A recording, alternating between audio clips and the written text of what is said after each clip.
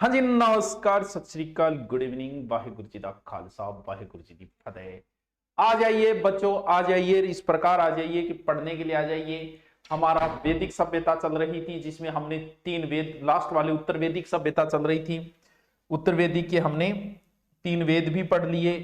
उत्तर वेद, उत्तर वैदिक के 3 वेदों का हमने अध्ययन कर लिया। कौन कौन से वेदों का कर लिया? सामवेद, यजुर्वेद और अथर्ववेद, तीनों वेद हमने पढ़ लिए। अब हम कुछ चीजें देखते हैं। जैसे ऋग्वेद की हमने राजनीतिक, सामाजिक, आर्थिक, धार्मिक चीजें देखी थी, वैसे हमें उत्तर वेदिक की भी देखनी पड़ेगी, राजनीतिक, धार्मिक, सामाजिक जो भी है। तो सबसे पहले हम उत्तर वेद की आएंगे, राजनीतिक स्थिति। राजनीतिक स्थिति उत्तर वेद रे टाइम री राजनीतिक स्थिति क्या थी, देखिए। इससे पहले कौन सा वेद है? ऋग्वेद, क्योंकि ये बीच में आपको कंपेयर लेना पड़ेगा। मैंने एक चीज बताई थी, ऋग्वेद में मुख्य रूप से चीज गाय थी। गाय के लिए लड़ना था, गाय के लिए जीना था, गाय के लिए मरना था। तुम्हारे लिए जिएंगे, तुम्हारे लिए मरेंगे, गाय ही सब कुछ थी। तो फिर धीरे धीरे धीरे धीरे लोग ये स्थायी होते गए, और स्थायी होते ही लोगों को जमीन चाहिए, कृषि करने लग गई। उत्तर वेद में मुख्य चीज क्या हो गई थी? कृषि हो गई थी। उसी प्रकार चीजें बदलती जाएगी। यानी यहां पर युद्ध गाय के साथ साथ क्षेत्र के लिए भी होना लग गया। जैसे आ रही है, किसी दूसरे क्षेत्र में जाएंगे, कब्जा करेंगे, तो उत्तर वैदिक काल में गाय के साथ साथ क्षेत्र पर भी होने लग गया था। युद्ध क्षेत्र के लिए भी लड़े जाने लगे। शुरुआत में सिर्फ गाय के लिए, जैसे आज से 30 साल पहले जमीन का कोई महत्व नहीं था। आज जमीन प्लॉट गए 1 इंच खातर भाई जी सिर फड़ा लिया। तो उस समय राजा, ऋग्वेद काल में राजा क्या था? राजा जो था वो मनोनीत होता था। यहां पर राजा वंशानुगत हो गया। यानी राजा अब धीरे धीरे क्या होता जा रहा है? वंशानुगत। हाँ, कुछ जगह राजा के मनोनीत होने के भी मिलते हैं। ऋग्वेद काल में विदत जो संस्था थी, बताया था ना, विदत संस्था, सभा समिति विदत गण, यहां आते आते उत्तर वेद में विदत संस्था लुप्त हो गई थी, और सभा और समिति में महिलाओं का प्रवेश बंद हो गया था। नोट, हाँ, यजुर्वेद लिखाना है गौरव कुमार, मैं लिखवा दूंगा, ठीक है। चलो गौरव, आगे देखते हैं। कितना गौरव है तुझमें ये बता, अपने मां बाप का गौरव है तू, ठीक है। चलो देखो बेटा, प्रशासन की बात करें, वही बात, इधर ऋग्वेद आर लिखता हूं मैं, उत्तर वेद को यू लिख देता हूं, बार बार लिखना पड़ता है। ऋग्वेद में प्रशासन की मैंने 4 संस्थाएं बताई थी। कौन सी? कुल, ग्राम, विष, कुल, ग्राम, विष, कुल, ग्राम, विष और जन। ये 4 संस्थाएं बताई थी। कब? ये ऋग्वेद में बताई थी। उत्तर वेद में एक बड़ी संस्था और बन जाएगा, बड़ा बन जाएगा राष्ट्र। इस समय एक संस्था और आ जाएगी, राष्ट्र। कुल, ग्राम, विष, जन, कुल, ग्राम, विष, जन, कुल, ग्राम, विष, जन, कुल, ग्राम, विष, जन, कुल, ग्राम, विष, जन, चारों संस्था कर्म याद रखियो, इन्हें मारियो। सो क्यों जागो कविता बरोड़ घणो टाइम पड़े, चिंता ना कर, तू पढ़ती जा, पढ़ती जा। इतनी पढ़ के गरगाता ना कहेगा छोरी मेंटल बहेगी। और जब लोग तुम्हें बोलने लगे कि ये पागल है, साधु, सन्यासी, तपस्वी और विद्यार्थी ये सब पागल होते हैं। जो अपने धंधे के प्रति समर्पित होता है वो हमेशा पागल कहलाया जाता है। तो पागल बनना पड़ेगा तुझे, तो पढ़ती रहे तो हो जाएगा तेरे। कुल, ग्राम, विष, जन, राष्ट्र, कुल, ग्राम, विष, जन, राष्ट्र, कुल, ग्राम, विष, जन, राष्ट्र। खुश होना उस दिन जिस दिन तुम्हें कोई पागल कहे। कुल, ग्राम, विष, जन, राष्ट्र, कुल, ग्राम, विष, जन, राष्ट्र, कुल, ग्राम, विष, जन, राष्ट्र। क्यों को नहीं याद है बताओ? है good evening, good evening, good evening, good evening. अब आप जिक्र करा क्या हो? आर्थिक स्थिति को। 1 मिनट। और अब आप जिक्र करा के ऋग्वेद काल की आर्थिक स्थिति। आर्थिक स्थिति देखो बच्चों, आर्थिक स्थिति की बात है कि सब पहली बहुत आर्थिक स्थिति टिकेड़ी व कृषि। इस समय कृषि प्रधान हो गई थी, कृषि प्रधानता मिल गई थी। आर्थिक जीवन का मुख्य आधार कृषि थी। आर्थिक जीवन का मुख्य आधार जो था वो कृषि थी। आर्थिक जीवन का मुख्य आधार क्या था? कृषि थी। ऐसा लिखा है कि राजा जनक को भी हल चलाना सिखाया गया था। अरे वाह! कृषि मैंने अथर्ववेद में तो नहरों तक का उल्लेख मिलता है। किसमें? अथर्ववेद। कौन नहर? चौधरी कुमाराम आ रही है नहर, मतलब नहरों का उल्लेख मिलता है, वो तो अपने वर्तमान में है। तो हल को सिर कहा जाता था उस समय। गन्ने तक का रिकॉर्डेड वीडियो कब तक रहेंगे, रिकॉर्डेड वीडियो तेरी एग्जाम तक रहेंगे बच्चे, तू पढ़ता रहे, बार बार पढ़ता रहे, रड़क काट दिया वीडियो घसते पढ़ गए। तो गन्ने का भी वर्णन मिलता है। गन्ने को वैसे इच्छु इच्छु इच्छु इच्छु कहा गया है। तैत्तिरीय एक उपनिषद है बेटा, तैत्तिरीय उपनिषद, तैत्तिरीय उपनिषद में लिखा गया है कि अन्न ही ब्रह्मा है। अरे वाह, इससे अत्यधिक अन्न को उपजाऊ करें। तभी तो बहुत सारे लोग अन्न को प्रणाम करते थे, अन्न खाने से पहले, खाना खाने से। मुझे तो पागल ही बोलते हैं, बहुत अच्छी बात है, बहुत ही अच्छी बात है। जिंदगी में घमंडी बनो।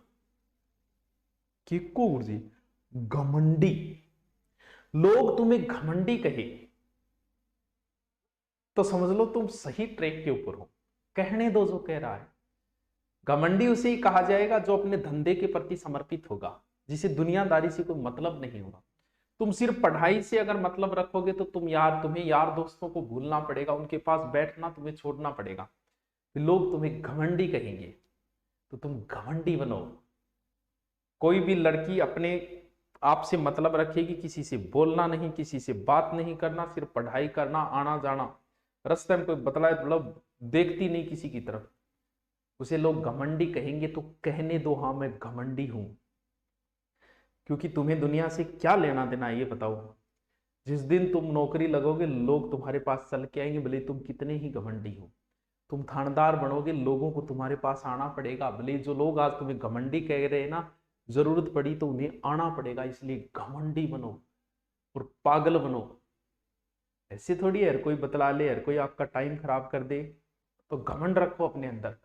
सर सब हो रहा है, सर क्लास पर टेस्ट सीरीज क्यों नहीं? टेस्ट सीरीज लास्ट में जब एग्जाम के नजदीक रहता है तब टेस्ट सीरीज शुरू की जाती है। उस समय चावल को क्या कहा जाता था? किसको? चावल को। चावल को तंदुल या ब्रीही कहा जाता था। चावल का उल्लेख हस्तिनापुर से भी मिलता है। ध्यान रहे, चावल उत्तर वैदिक काल की फसल थी। चावल के साक्ष्य हस्तिनापुर और अंतरजी खेड़ा दोनों जगह से ही मिलता है। चावल उत्तर वैदिक काल फसल थी, चावल उत्तर वैदिक काल फिर सी। हाँ थोड़े उभार की आवाज लग गई। हाँ फिर मेरे कजिन का ब्याह है। अरे ब्याह शादी है तो जाइए, और के एग्जाम सिर पर है। आपके परिवार के सदस्य आपके रहने चाहिए, उनके आगे काय का घमंड। जिनके आगे करना चाहिए उनके आगे करो। तो शादी ब्याह है तो ये बार बार नहीं होते, 1 घंटा 2 घंटा जाके आओ। हाँ घर वाले कम पढ़ने को बोलते हैं, कोई नहीं बोल रहे तू रड़ काट दे पढ़ने का नहीं, ठीक है नहीं। चावल जो है वो उत्तर वैदिक काल फसल है। चावल का क्या बोला गया है? तंदुल बोला गया। तो गेहूं को गोधूम कहा गया है। उत्तर वेद काल में गेहूं को गोधूम कहा गया है। याद है? देखो दोबारा देखो, याद नहीं है। धीरे धीरे मुख्य फसल कृषि हो गई है, आर्थिक जीवन का आधार कृषि हो गया। अथर्व वेद में नहरों का उल्लेख मिलता है। चावल उत्तर वैदिक काल फसल है। ध्यान रहे, चावल के साक्ष्य कहां से मिले? हस्तिनापुर और अंतरजी खेड़ा से चावल के साक्ष्य मिले हैं। तो कृषि सीर भी बनती थी क्या सर? क्या सीर? अब हम बात करेंगे उस समय की समाज की। समाज कैसा था उस समय? समाज कैसा था? सर ये लोग बोलते हैं छोरे को बाहर की हवा लगी, लगन दे। तो वर्ण व्यवस्था स्थापित पूर्णतः हो गई थी। वर्ण व्यवस्था उत्तर वेद में, वर्ण व्यवस्था मतलब क्षत्रिय ब्राह्मण वैश्य और शूद्र। शुरुआत में वर्ण का अर्थ रंग था। धीरे धीरे ये वर्ण जो है वो जाति से संबंधित प्रयुक्त होने लग गया, लेकिन छुआछूत नहीं थी।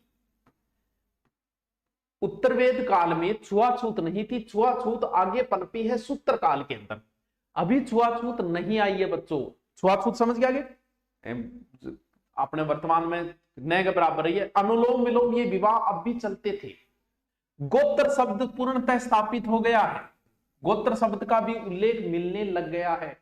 कब? उत्तर वैदिक काल में। सर 2 मई को मेरे भाई की शादी है, बहुत बढ़िया, बधाई हो आपको। शादी तो फिर होनी चाहिए, आपकी भी हो।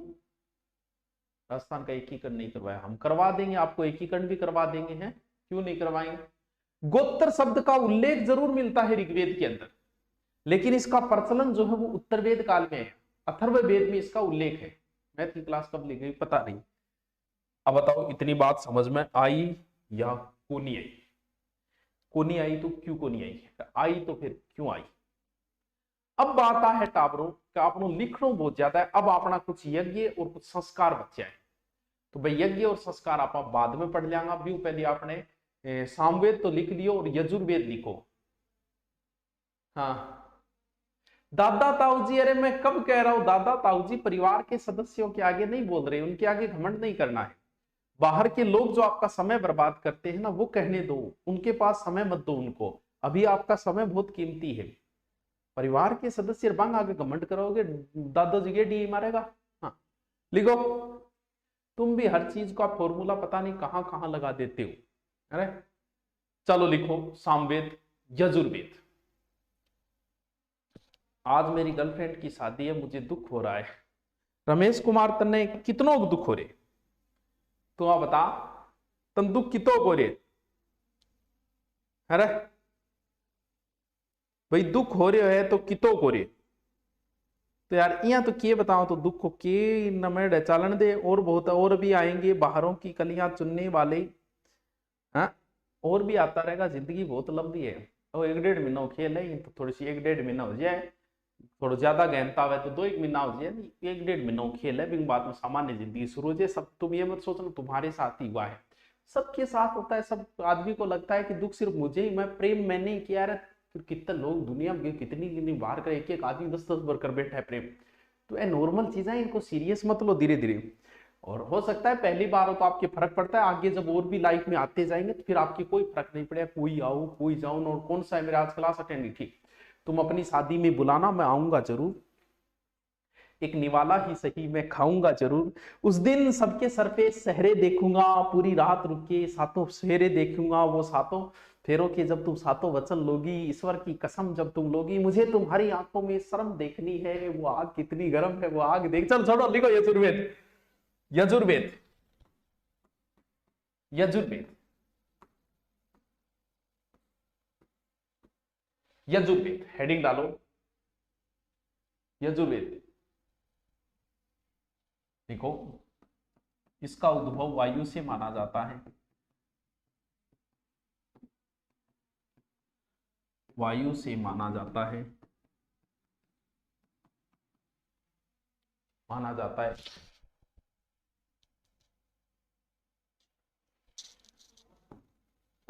इसी गति या कर्म का वेद कहते हैं।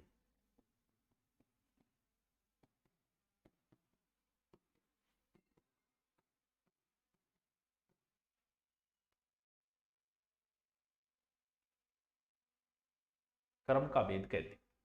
देखो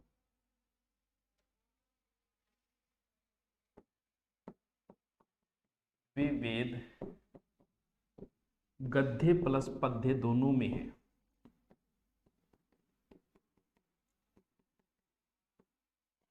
गद्य प्लस पद्य दोनों के अंदर है। लिखो मेरा कमेंट आ रहा है क्या? बिल्कुल पिंकी तेरा कमेंट आ रहा है। इसमें यज्ञ से संबंधित मंत्र है,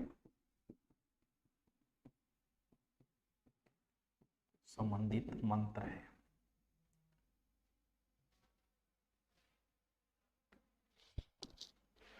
अरे इन्ना हो चेहरे तो बैठी हो, क्यों खाने खड़ी हो रही है?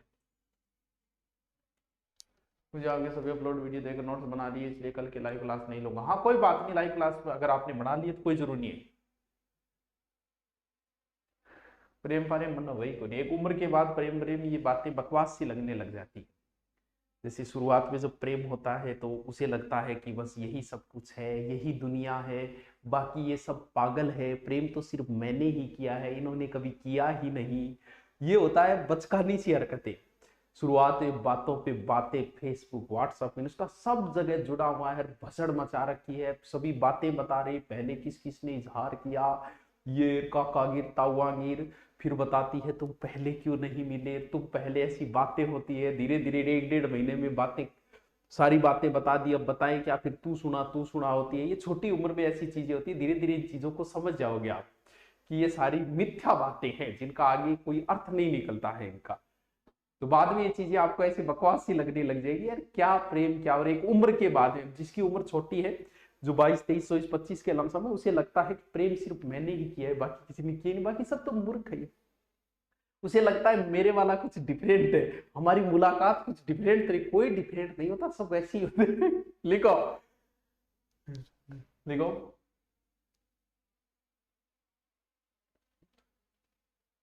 आगे चलो।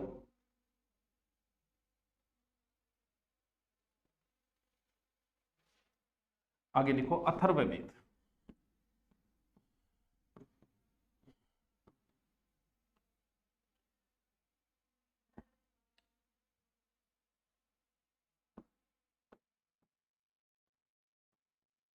अथर्ववेद।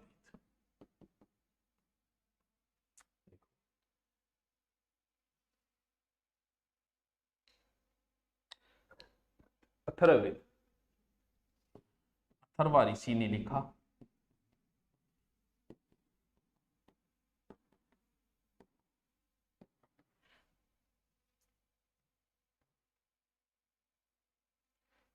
अथर्वा ऋषि ने लिखा।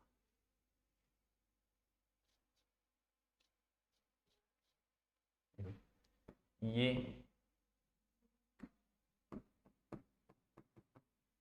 वेद त्रयी में शामिल नहीं है, शामिल नहीं है। ये गद्य प्लस पद्य दोनों में है, दोनों में है। देखो इसमें अध्याय 20 मंत्र 6000 सूक्त 731।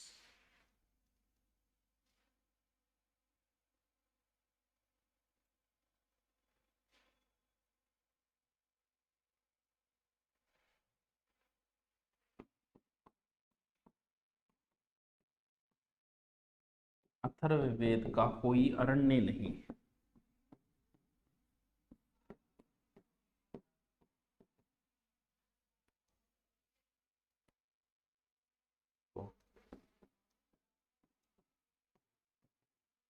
अथर्ववेद का एकमात्र ब्राह्मण ग्रंथ गोपथ ब्राह्मण।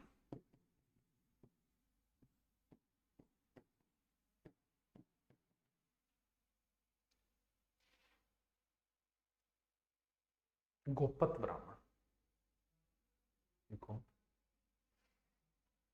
ठुकरा के मेरा प्यार मेरा इंतकाम दे तेरे को। लिख लो लिख लो लिख लो।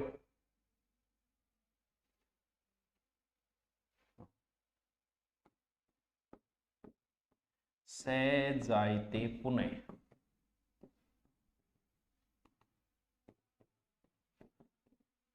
आत्मा का पुनर्जन्म होता है, अथर्ववेद में लिखा है।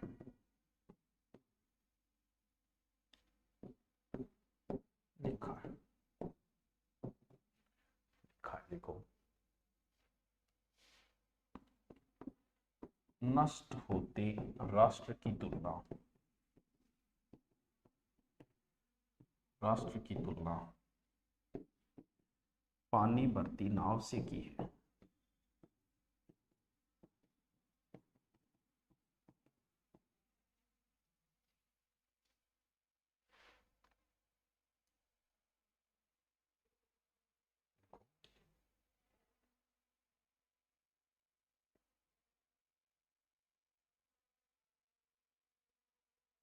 मंत्र 5987, एक ही बात है जी, कोई बात नहीं।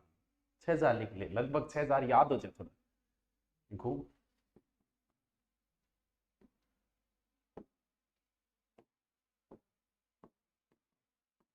अथर्ववेद में लिखा है युद्ध पहले मस्तिष्क में,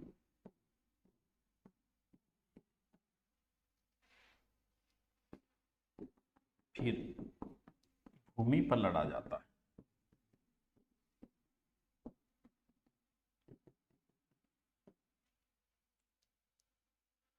देखो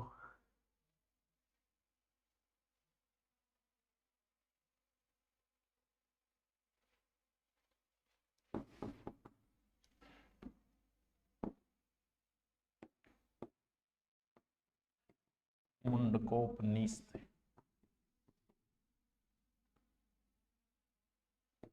मुंडकोपनिषद लिखो। अथर्ववेद का उपनिषद। अथर्ववेद का उपनिषद।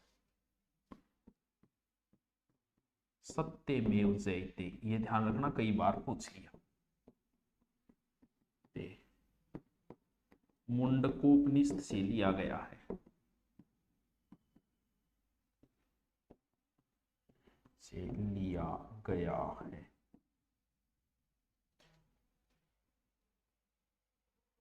सत्यमेव जयते मुंडकोपनिषद से लिया गया है।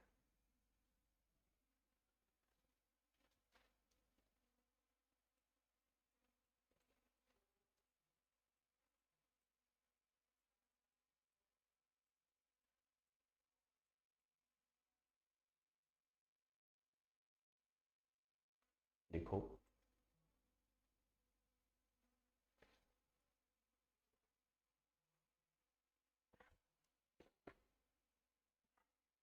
चलो लिखो।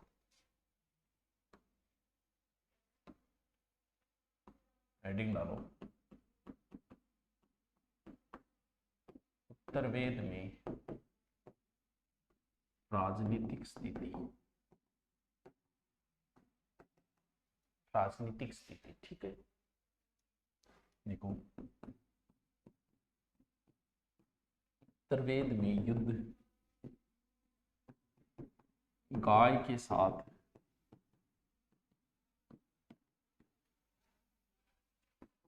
क्षेत्र के लिए भी होने लगे।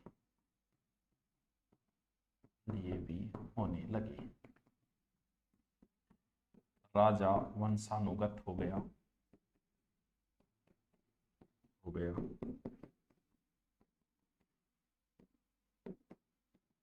कुछ स्थानों पर निर्वाचन भी होता था।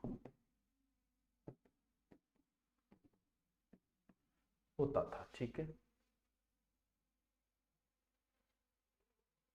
आरण्य ग्रंथ कराए।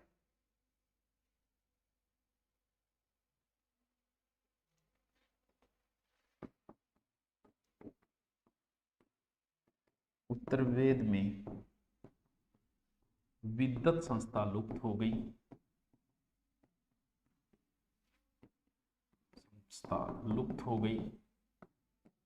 विद्वत संस्था लुप्त हो गई। सभा में स्त्री का प्रवेश वर्जित हो गया।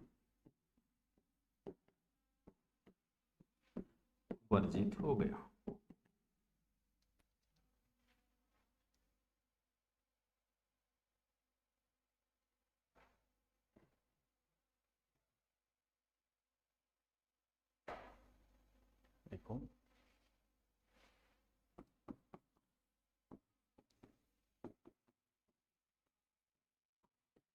प्रशासनिक संस्थाएं। तो कुल, ये निशान लगा लेना, ग्राम, विश्व, राष्ट्र, जन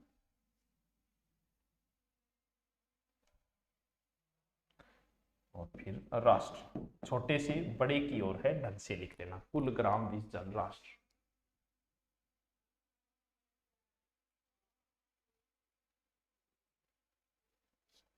कुल, ग्राम, विश्व, जन, राष्ट्र।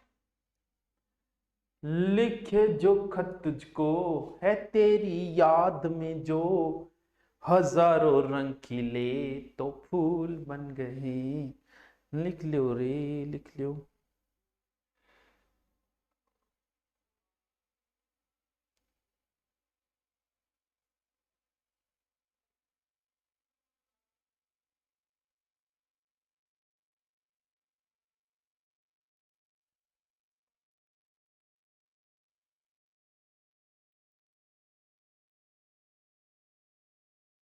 लिखो लिखो, चलो आगे लिखो। देखो उत्तर वेद में कृषि है,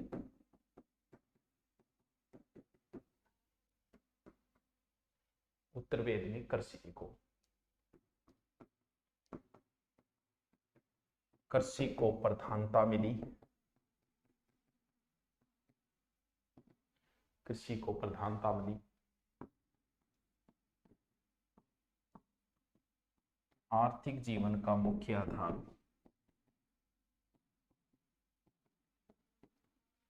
कृषि हो गई।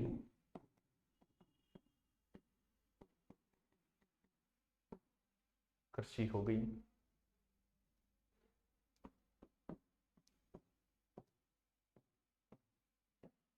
अथर्ववेद में नहरों का उल्लेख है, नहरों का उल्लेख है।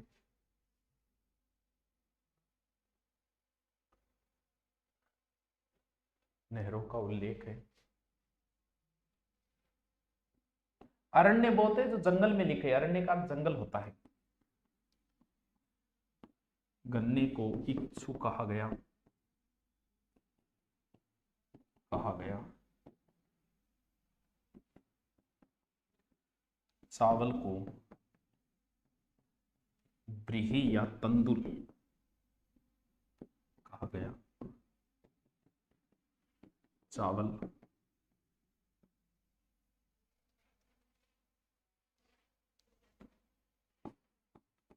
उत्तरवेदी काल फसल है,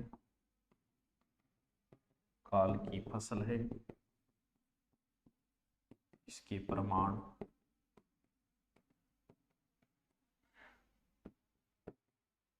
हस्तिनापुर व अंतरजी खेड़ा से मिले।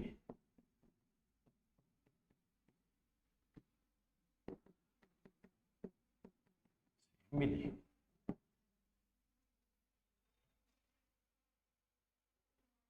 अंतरजी खेड़ा से मिले।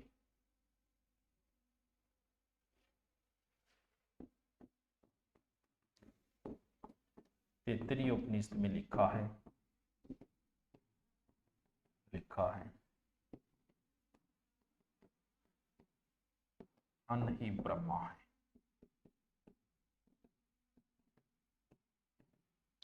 ठीक है।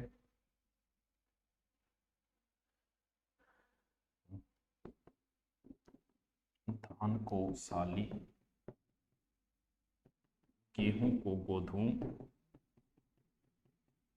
कहा गया।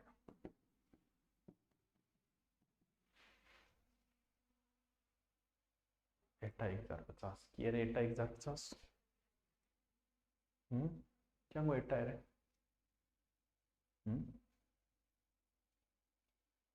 ठीक है।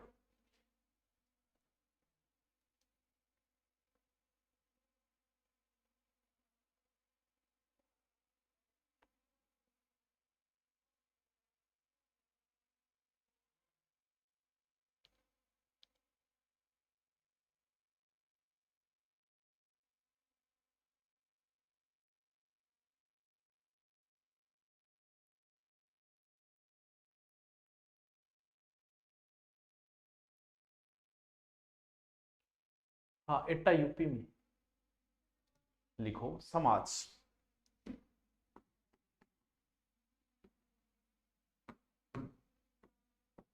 समाज उत्तरवेद में।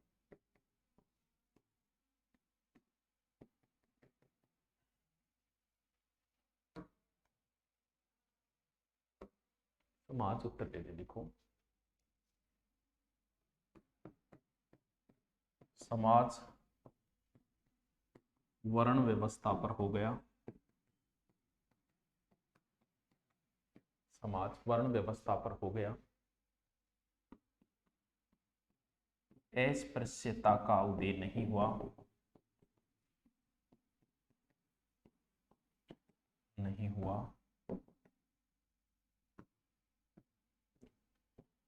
अस्पृश्यता का उदय सूत्रकाल 600 से 300 ईसा सूत्रकाल में हुआ। सूत्रकाल 600 से 300 ईसा।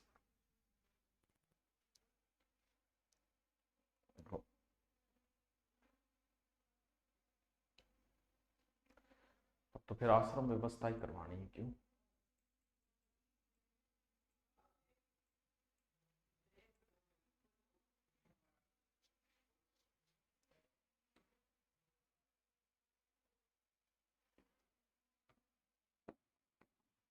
गोत्र,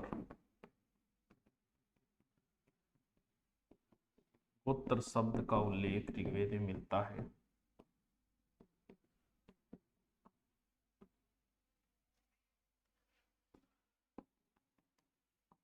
ऋग्वेद में मिलता है।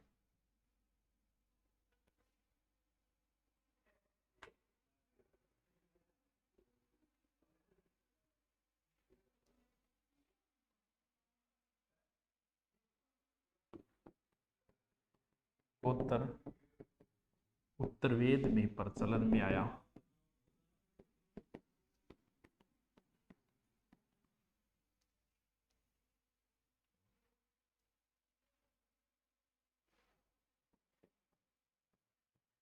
इसका उल्लेख अथर्ववेद में मिलता है।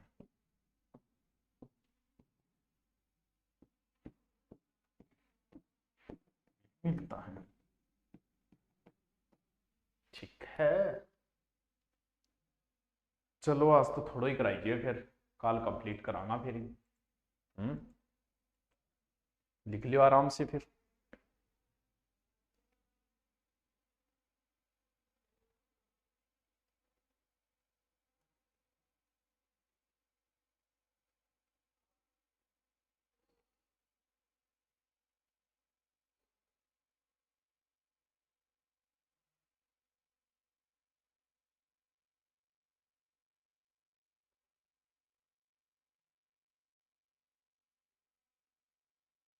चलो ठीक है बच्चों, क्लास में नोट एरर आ रहा है नहीं तो